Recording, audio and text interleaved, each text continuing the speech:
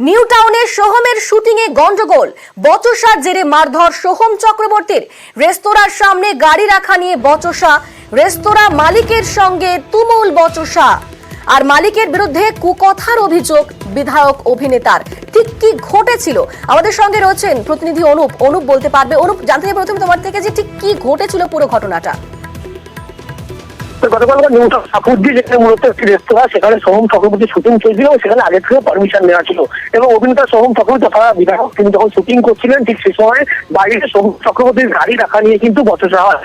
Hotel মালিক তিনি এসে জানান এভাবে রাস্তার উপরে বাইরে গেটের সামনে গাড়ি রাখা যাবে না। এই নিয়েই যখন কথা কাটাকাটি হয় তখন সোহম চট্টোপাধ্যায় যিনি প্রিয়ত ছিলেন তার সঙ্গে এবং তার গাড়ি চালকের সঙ্গে কিন্তু রেস্তোরাঁ কর্তৃপক্ষ বচসা শুরু হয়। এরপরে যখন সোহম চট্টোপাধ্যায় তার ঘটনা শোনার পরে নিচে নেমে আসেন উপর থেকে, তখন লক্ষ্য করে যে সোহম চট্টোপাধ্যায় তাকে তার অভিযোগ তাকে গালিগালাজ করা হয়েছে। এমনকি যখন তৃণমূল বিধায়ক বলে তাকে পরিচয় দেওয়া হয়েছিল সেই সময়ও কিন্তু অভিষেক বন্দ্যোপাধ্যায় সম্পর্কে গালিগালাজ করা হয় বলে এমনটাই তিনি অভিযোগ করেন। এরপরেই তিনি কিন্তু একবারে সেই রেস্তোরাঁর যে মালিক তাকে মারধর করে এবং প্রথমে দুবার চর মারা হয়, পরবর্তীতে ডাক্তার দেওয়া হয়। সোহম চট্টোপাধ্যায়ের পক্ষ থেকে বলা হচ্ছে তার যিনি প্রিয়ত ছিলেন একজন পুলিশ কর্মী, তাকেও কিন্তু গালিগালাজ এবং ধাক্কা দেওয়া হয়েছে।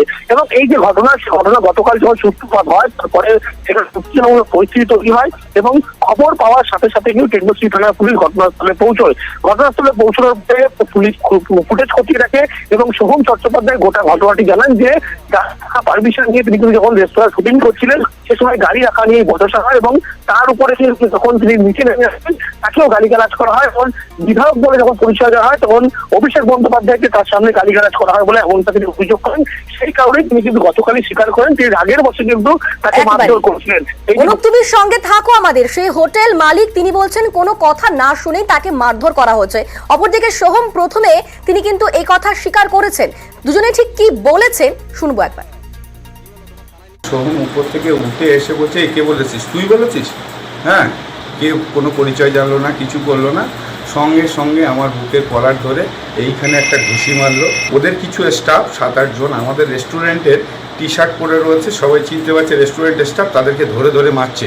একজন অভিনেতা এবং এমএলএ, একজন জনপ্রতিনিধি এইভাবে একটা সাধারণ মানুষের সঙ্গে যদি ব্যবহার করতে পারে, গায়ে হাত তোলে, তাহলে উনি কিসের প্রতিনিধি? শর্টটা হয়ে যাওয়ার পর আমি নিচে আসি, কী হয় জিজ্ঞেস করি এবং দুম করে এরকম পুলিশ স্টাফ অন ডিউটি যারা রয়েছে তাদের গায়ে হাত এবং এরকম একটা হটকারিতার সিচুয়েশন। দাদা, আপনি নাকি তাকে মারধর করলেন, মালিককে এমনটাই বললো তিনি। হ্যাঁ, সে তো করেছি। দেখো, গালাগালি করবে উল্টোপাল্টা ভাবে, ঠিক আছে, এবং সর্বোপরি অভিষেক বন্দ্যোপাধ্যায়কে নিয়ে গালাগালি করবে, হ্যাঁ সেটা তো মানা যায় না। যাই হোক, মোটামুটি করেছি, 2-4টে চর মেরেছি, প্রথমে ধাক্কা মেরেছি, করেছি। লোকাল থানায় জানিয়েছি, অফিসাররা এসেছিল, তাদেরকে নিয়ে গিয়ে তারা ইনভেস্টিগেট করবে।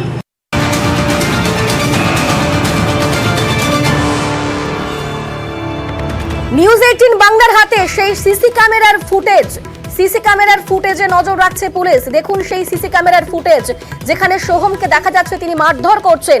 নিউজ 18 বাংলার হাতে সেই সিসি ক্যামেরার ফুটেজ। অভিযোগ পাল্টা অভিযোগে তদন্তে নেমেছে পুলিশ। ঠিক এখনো পর্যন্ত কি আপডেট? অনুপ রয়েছেন আমাদের সঙ্গে। অনুপ, কি আপডেট? পুলিশ কি বলছে এখনো পর্যন্ত? এই ঘটনায় এখনো পর্যন্ত সোহম চক্রবর্তী তিনি কিন্তু কোন রকম অভিযোগ করেননি এমন স্পষ্ট করা হচ্ছে। পুলিশের পক্ষ থেকে সোহম চট্টোপাধ্যায়ের সঙ্গে সোহম চক্রবর্তীর যে ঘটনা ঘটেছিল গতকালকে, এই ফুটেজ কিন্তু খতিয়ে দেখার জন্য আজকে পুলিশের পক্ষ থেকে টেকনোশ্রী থানার পুলিশ সোহম চক্রবর্তীর কি সঙ্গে কি ঘটনা ঘটেছিল, যে অভিযোগ তিনি করছেন, যদিও থানায় লিখিত মর্মে অভিযোগ হয়নি, সে কারণে কিন্তু পুলিশ সেই ফুটেজ খতিয়ে দেখার জন্য আজকে সেই রেস্তোরাঁয় পৌঁছে। গতকাল রাতের বেলা রেস্তোরাঁর মালিক সঙ্গে যখন একজনকে আটক করে নিয়ে যাওয়া জিজ্ঞাসাবাদ করা হয়, রাতের বেলা তাকে ছেড়ে দেওয়া হয়েছিল। কিন্তু পরে যে আজকে যে ঘটনার সূত্রপাত সে অনুযায়ী কিন্তু পুলিশের পক্ষ থেকে টিম সেখানে যায় এবং সেখানে ফুটেজ এবং বাইরের যে ফুটেজ, এই দুটি ফুটেজে কিন্তু সোহম চক্রবর্তীর কি ভূমিকা ছিল, সেখানে কেনই তিনি মারধর করলেন, বাইরে কি ঘটনা ঘটেছিল, যাবতীয় বিষয় কিন্তু খতিয়ে দেখছে। পুলিশের পক্ষ থেকে এখনো পর্যন্ত অভিযোগ সরাসরি কোনোভাবে জমা না করলেও কিন্তু সুমোটো কেস করে পুলিশ তদন্ত প্রক্রিয়া চালাতে চায় বলে এমনটা জানতে পারা যাচ্ছে। যদিও সোহম চক্রবর্তী এখনো পর্যন্ত লিখিত কোনো অভিযোগ দায়ের করেনি বা রেস্তোরাঁ কর্তৃপক্ষের পক্ষ থেকে কিন্তু এখনো অভিযোগ থানায় দায়ের হয়নি। সেই কারণে পুলিশের পক্ষ থেকে স্বতঃস্ফূর্তভাবে কিন্তু কি ঘটনা গতকাল ঘটছিল সেই সমস্ত বিষয় ইতিমধ্যেই খতিয়ে দেখতে শুরু করেছে টেকনোশ্রী থানার পুলিশ।